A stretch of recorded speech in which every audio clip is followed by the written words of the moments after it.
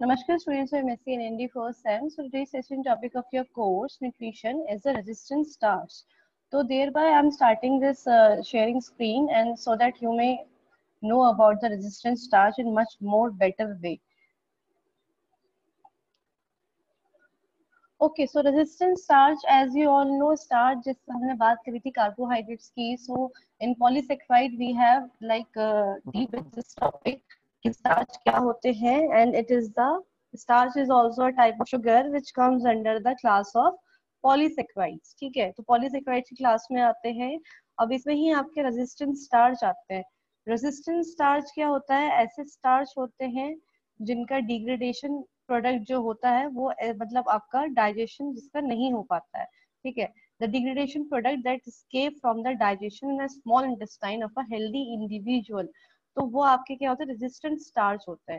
Starch का digestion process जो होता है ह्यूमन बॉडी में होता है. स्टार्च जो होता है, स्टार्च हमारा ग्लूकोज में कन्वर्ट होता है, बट जो रेजिस्टेंट स्टार्च होता है वो आपका डाइजेशन नहीं हो पाता है उसका. ठीक है, रेजिस्टेंट स्टार्च, रेजिस्ट का मतलब ही क्या होता है? That thing which doesn't like to doesn't which happen. ठीक है, मतलब एक ऐसा चीज रेजिस्ट करने का मतलब होता है आपका एक ऐसा रेजिस्टेंट होता है आपका जो चीज आपकी मतलब रेजिस्ट होती है फ्रॉम द डाइजेशन. ठीक है, तो यहाँ आपका क्या होता है? डाइजेशन प्रोसेस रेजिस्ट हो जाता है स्मॉल इंटेस्टाइन में. एंड रेजिस्टेंट स्टार्च जो होता है वो थर्ड टाइप का आपका डाइटरी फाइबर है, as it can deliver some of the benefits of insoluble and some of the benefit of the soluble fiber. Okay, तो जो हमने types of fiber, dietary fiber पढ़े थे, तो we have studied about there are two types of fiber, soluble and insoluble. और उसी में resistant starch क्या आता है आपका? तीसरे टाइप का dietary fiber आता है, क्योंकि ये दोनों ही characteristics मतलब इसके अंदर होती हैं. soluble की भी होती हैं, insoluble fibers की भी होती हैं. and this is the structure of resistant starch. Like इसमें मेनली आपका जो अमाइलोज और अमाइलोपेक्टिन की जो यूनिट होती हैं उसी का ही पूरा स्ट्रक्चर है पूरा आपका. और ये ब्रांच अनब्रांच स्ट्रक्चर है आपके ग्लूकोज की यूनिट का. Glucose is a monomer. Okay, now the types of resistant starch. So as we talk about that resistant starch, now we will discuss about the types. So basically not all resistant starch are the same. There are 4 different types. ठीक है, 4 type के resistant starch होते हैं.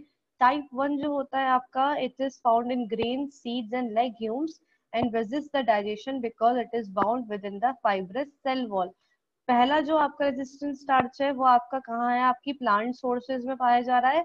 और plant sources में भी mainly आपके जो सीरियल प्रोडक्ट्स है जैसे कि आपके ग्रेन्स है, लेग्यूम्स है, सीड्स है, राइस है, उन सब में पाया जा रहा है. ठीक है, जो कि ये कर रहा है डाइजेशन से खुद को रजिस्ट कर रहा है, मतलब खुद का डाइजेशन होने से बचा रहा है खुद को.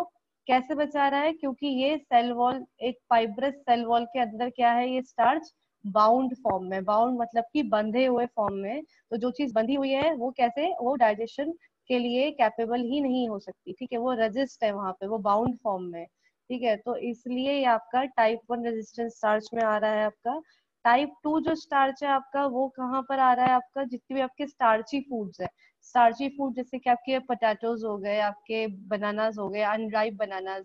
ठीक है, या फिर आपके जितने भी अनराइपन फ्रूट्स होते हैं जिनमें स्टार्च ज्यादा होता है. ठीक है, जितने भी आपके कच्चे फ्रूट्स होते हैं जो आपके रॉ फॉर्म में होते हैं या अनराइप होते हैं, तो उनमें क्या होता है आपके? उसमें स्टार्च होता है.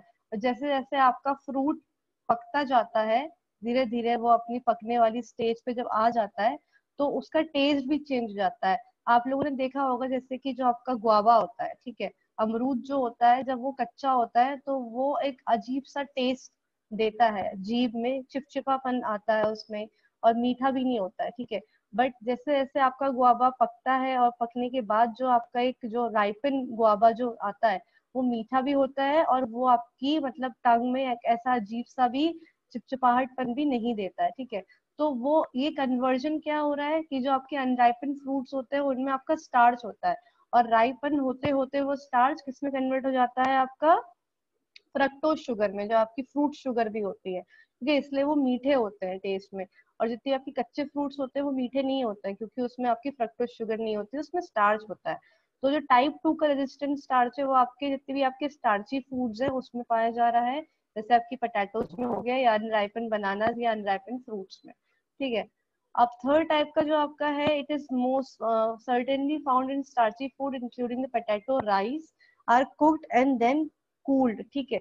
मतलब जो आपका एक प्रोसेस होता है, जैसे फॉर एग्जांपल अगर मैं आपको बताऊं, जैसे आप खीर बनाते हैं, चावल की खीर, ठीक है, तो जो पुडिंग बनती है, चावल की खीर बनती है आपकी, जब वो बनती है और जब वो ठंडी हो जाती है, ठंडी होने के बाद आपने देखा होगा कि वो बहुत ही मतलब आपकी क्या हो जाती है, हार्ड हो जाती है, ठीक है। वो जो हार्ड होती है वो क्यों होती है, जैसे जो ठंडी खीर होती है वो हार्ड हो जाती है क्योंकि जो चावल होते हैं, जो चावल का जो स्टार्च होता है उसमें एक प्रोसेस होता है रेट्रोग्रेडेशन का। वो प्रोसेस जो होता है वो क्या करता है, वो चावल को क्या करता है, आपस में फुला देता है और चिपचिपाहट बना देता है, ठीक है। तो वो जो आपकी स्टिकीनेस आती है is just because of your starch content, ठीक है। तो थर्ड टाइप का रेजिस्टेंट स्टार्च आपका क्या है, आपके उन स्टार्ची फूड में पाया जा रहा है जो स्टार्ची फूड पहले आप पका रहे हैं या फिर देन उनको कूलिंग, उनको फिर जो छोड़ दे रहे हैं ठंडा होने के लिए। तो ठंडा होने के बाद जो उसका अंदर का जो स्टार्च होगा वो आपका क्या होगा, टाइप 3 का रेजिस्टेंट स्टार्च होगा।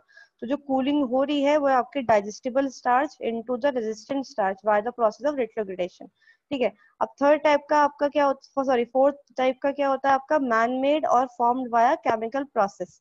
मतलब जो फोर्थ टाइप का रेजिस्टेंट स्टार्च है वो क्या है आपका, मैन मेड है, मतलब इंसान के द्वारा बनाए जाने वाला, या जो आपका केमिकली आपकी लैब में प्रोड्यूस करे जाने वाला रेजिस्टेंट स्टार्च है वो आपका क्या है, फोर्थ टाइप का है। द क्लासिफिकेशन जो इसकी होती है, it depends upon the several types of food, depending upon how food is prepared the amount of resistant starches changes. For example, allowing the banana to ripen, turn yellow will degrade the resistant starch and turn them into regular starch, ठीक है। तो इसी की बात हमने भी करी थी, हमने क्या बोला था कि जो आपका जो भी एक एग्जाम्पल है ये, जैसे आपके अनराइपन फ्रूट्स या अनराइपन बनाना होता है, तो जैसे जैसे आप उसको छोड़ देते हो पकने के लिए, तो उसके अंदर का जो रेजिस्टेंट स्टार्च होता है वो रेगुलर स्टार्चेस में कन्वर्ट होना स्टार्ट कर देता है। तो it depends upon the different types of foods. Now the resistant starch is considered both a dietary fiber as well as the functional fiber, depending on whether it is naturally in a food or added, ठीक है। अगर वो naturally presented हो तो वो क्या है, dietary fibre हो गया। बट अगर रेजिस्टेंट स्टार्च किसी भी फूड में अलग से ऐड करा जा रहा है, ठीक है, by the help of chemical और by the help of man made, तो वो आपका क्या है, आपका फंक्शनल फाइबर में आता है। फंक्शनल फाइबर क्या होते हैं, जो आपके आइसोलेटेड या नॉन डाइजेस्टिबल कार्बोहाइड्रेट होते हैं that have beneficially physiological effect in human, ठीक है। मतलब कि आइसोलेटेड होते हैं, नॉन डाइजेस्टिबल होते हैं।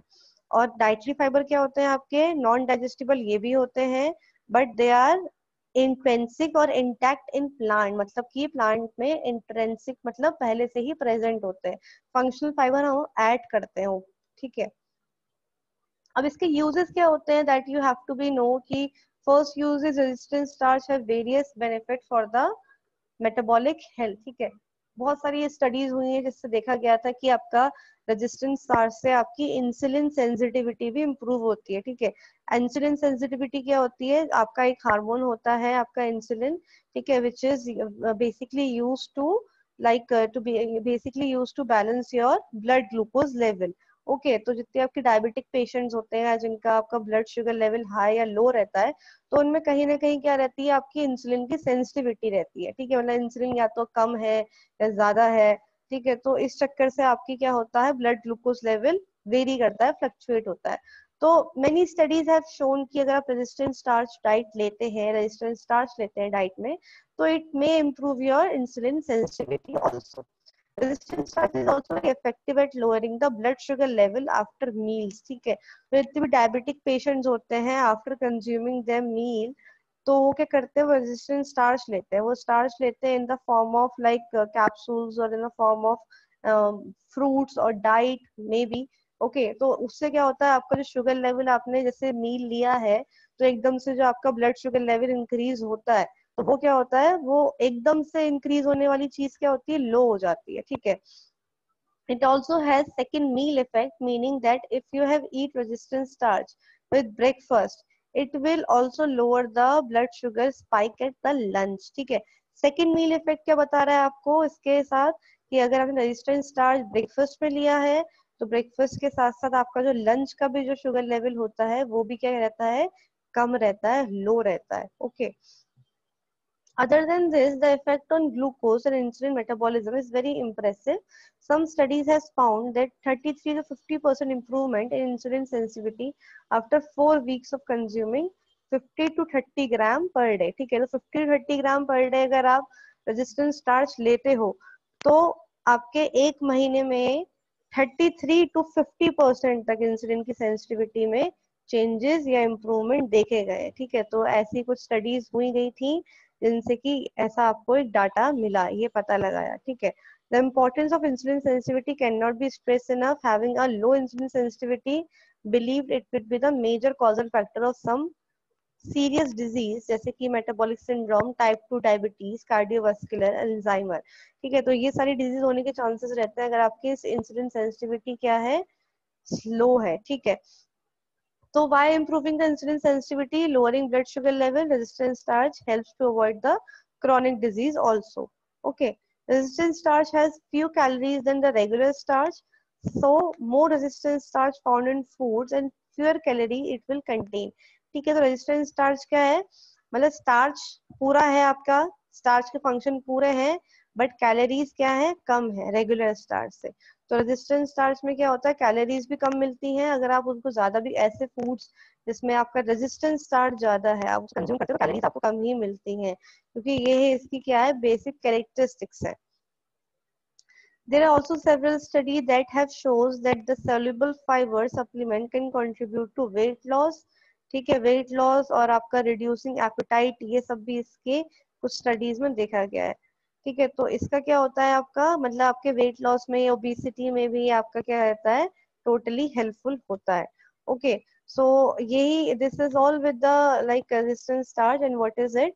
So in case of any doubt, you may ask in a comment section. Thank you.